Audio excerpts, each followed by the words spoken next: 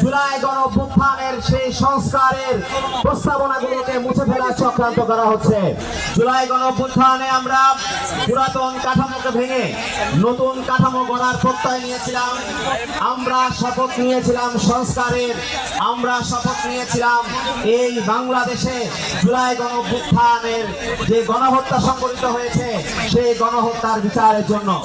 দুর্ভাগ্যের বিষয়, এখন এই মুহূর্তে দাঁড়িয়ে গণঅভ্যুত্থানের 1.5 বছর পরে এসে আমরা দেখতে পাচ্ছি জুলাই গণঅভ্যুত্থানের সেই সংস্কারের প্রস্তাবনাগুলোকে মুছে ফেলার চক্রান্ত করা হচ্ছে।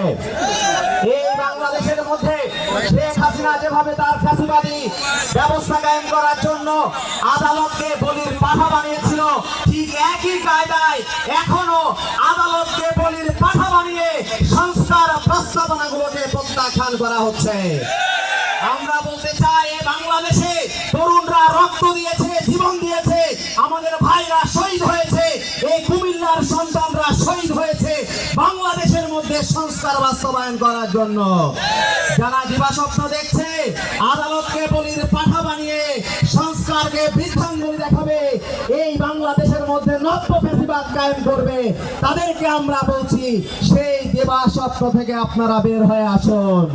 কুমিল্লার সন্তানরা যেভাবে জুলাই গণঅভ্যুত্থানে রাজপথে বলিষ্ঠ ভূমিকা অবতীর্ণ ছিল, এই বাংলাদেশের মধ্যে নতুন ব্যবস্থা প্রণয়ন করার জন্য, সংস্কারের বাংলাদেশ প্রণয়ন করার জন্য, এই বাংলাদেশের মধ্যে শহীদ ওসমান হাদি হত্যার বিচার, জুলাই গণহত্যার বিচার নিশ্চিত করার জন্য আমরা ঠিক একইভাবে রাজপথে আমাদের সক্রিয় অবস্থান বজায় রাখবো ইনশাআল্লাহ।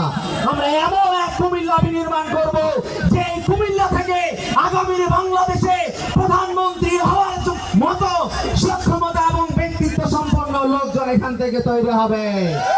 আমরা কোন দলের কুমিল্লা তৈরি করব না, আমরা সবার কুমিল্লা গড়ে তুলব।